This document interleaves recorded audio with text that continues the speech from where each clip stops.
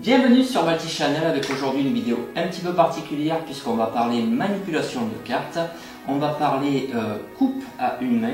La coupe à une main, ça sert à quoi? Il y a peu de chances que dans une partie de poker, vous soyez tellement pris par une grillade ou par un air de piano que vous soyez obligé de couper le jeu à une main. Par contre, c'est pour le spectacle, hein, on va pas se le cacher, ça permet de faire un petit peu de frime, un petit peu d'esbrouf. Et puis surtout, si vous voulez après partir sur de la cardistry,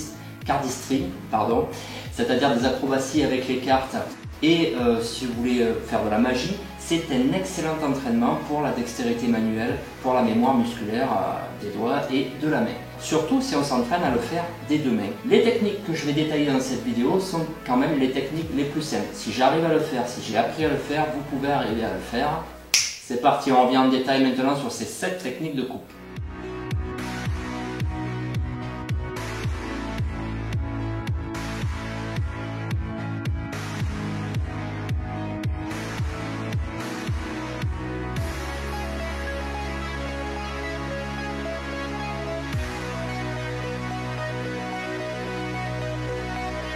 Pour que cela soit plus facile, tenez votre paquet en prise straddle, c'est-à-dire avec le petit doigt et l'index le long des petits côtés et le long des gros côtés, d'une part le majeur et l'annulaire, d'autre part le pouce.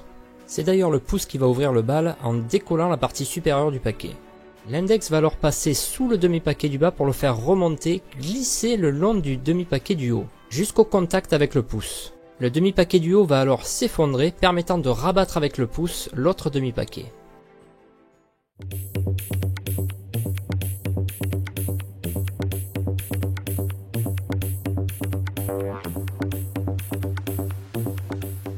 On démarre à nouveau en prise straddle avec l'index le plus bas possible, puisque c'est celui-ci qui va servir de pivot lorsque le pouce va venir chercher une partie des cartes dans le coin du petit côté, et donc les faire pivoter autour de l'index. Le pouce va alors tirer vers l'arrière le demi-paquet du haut, tandis que pour le demi-paquet du bas, ce sont l'annulaire et le majeur qui vont faire de même, permettant ainsi aux deux paquets d'échanger leur position. Le pouce n'a alors plus qu'à rabattre son demi-paquet derrière l'autre. Et voilà, mais revoyons-la encore une fois pour la route. Prise straddle, index le plus bas possible, le pouce vient chercher le coin du petit côté et fait pivoter une partie des cartes autour de l'index. Il termine son mouvement en tirant son demi-paquet vers l'arrière, tandis que pour l'autre demi-paquet, ce sont l'annulaire et le majeur qui permettent un décalage pour rabattre ensuite l'autre demi-paquet derrière eux.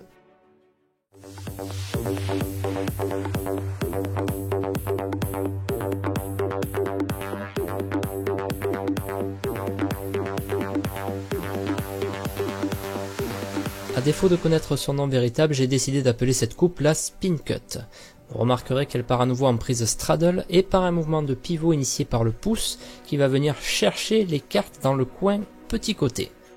Après un léger pivot, le majeur va passer petit côté du demi-paquet du haut, tandis que l'index va au contraire rejoindre le grand côté. Le demi-paquet du haut va alors ainsi être fermement tenu entre l'index, le majeur et l'annulaire, ce qui va libérer le pouce et lui permettre de venir se placer le long du grand côté en même temps qu'il va pouvoir presser sur le demi-paquet du bas pour permettre au petit doigt de revenir vers lui.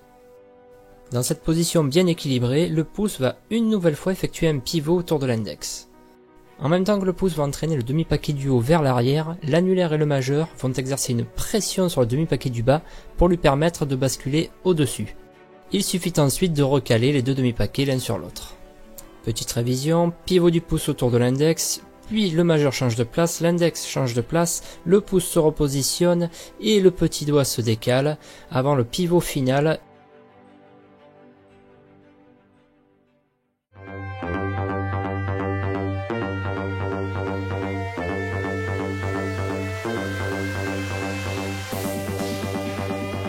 Ce n'est pas non plus son vrai nom, mais celle que j'ai appelée la coupe V-spin démarre d'une prise qu'on pourrait dire en V entre l'index et le majeur, assez délicate à maîtriser pour des mains inhabituées.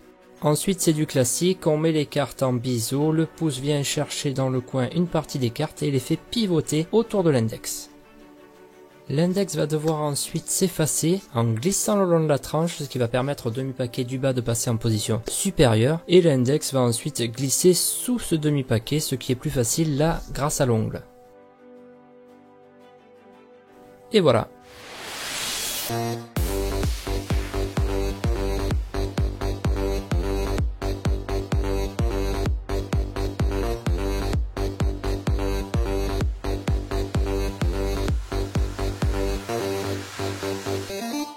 sachant si elle existait déjà, j'ai baptisé cette coupe machine à pince car la prise de départ m'évoque ces attractions de fêtes foraines.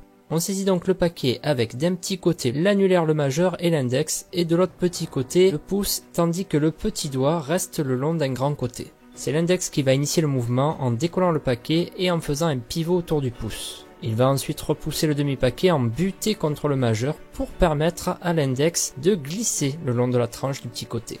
Et à nouveau, on pivote autour du pouce, tandis que le majeur va venir se glisser dès que possible entre les deux demi-paquets.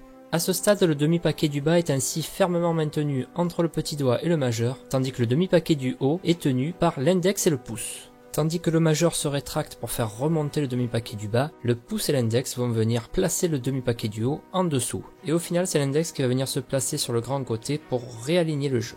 Sous un autre angle maintenant, l'index décolle un demi-paquet, pivote, coulisse, puis repivote et le majeur vient s'intercaler entre les deux demi-paquets, l'un étant maintenu par le pouce et le majeur, tandis que l'autre étant serré par le majeur et le petit doigt. Et sous cet angle, on voit bien l'effort du majeur qui va venir tirer vers le haut le demi-paquet du bas. Et au final, c'est l'index qui vient redresser le paquet.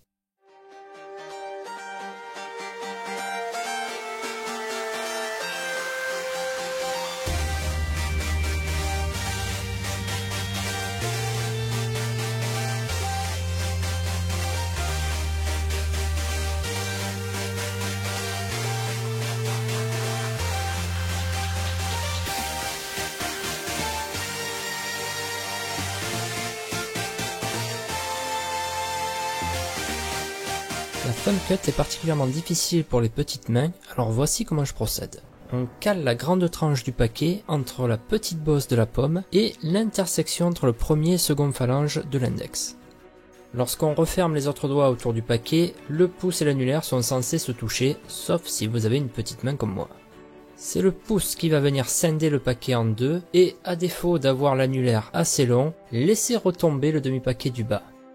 C'est alors l'index qui va venir soulever ce demi-paquet qui va remonter en glissant le long de l'autre demi-paquet grâce à la poussée du majeur et du petit doigt. Et ce jusqu'à buter contre le pouce. Là, l'annulaire va passer de l'autre côté de ce demi-paquet, ce qui va permettre de l'écarter comme l'on ouvre une porte, l'index et le majeur faisant office de gond.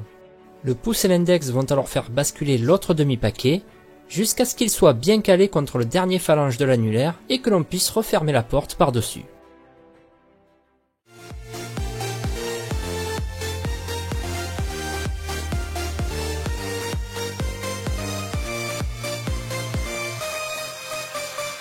La Revolution Cut démarre comme une charlier, mais l'index vient plutôt se placer à l'opposé du pouce, assurant une prise parfaite sur le demi-paquet du haut et libérant les trois autres doigts.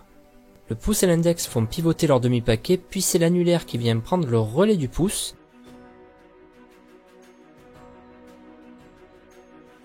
le libérant pour qu'il puisse aller appuyer sur le demi-paquet du bas et le faire passer au-dessus, tandis que l'index va s'effacer pour permettre le redressage du paquet. Et revoyons tout ça plus en détail. On démarre donc avec une prise straddle et c'est le pouce qui va initier la coupe en décollant le paquet.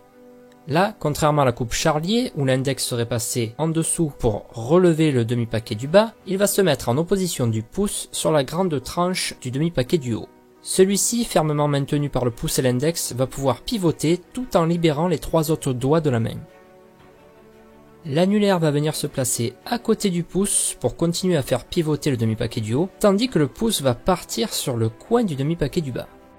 Le pouce va alors appuyer sur le coin du demi-paquet du bas, lui permettant de basculer et de faire basculer le demi-paquet du haut. L'index va alors devoir s'effacer en glissant contre la tranche pour permettre aux deux demi-paquets de fusionner. Et voilà, si cette vidéo vous a plu, n'hésitez pas à mettre un pouce bleu, un commentaire, mais surtout partagez-la. N'hésitez surtout pas à la faire connaître. Alors ce n'est absolument pas un placement de produit, mais pour info dans cette vidéo j'ai utilisé les cartes Encarded de la Encarded Custom Playing Card Company, imprimées à Taïwan par l'Expert Playing Card Company, qui ne sont pas forcément les plus adaptées pour tous ces mouvements car il faut avouer qu'elles sont extrêmement rigides, mais bon, que voulez-vous, je suis fan du dessin du dos. Voilà, j'espère que cette petite vidéo vous a plu et je vous dis à plus.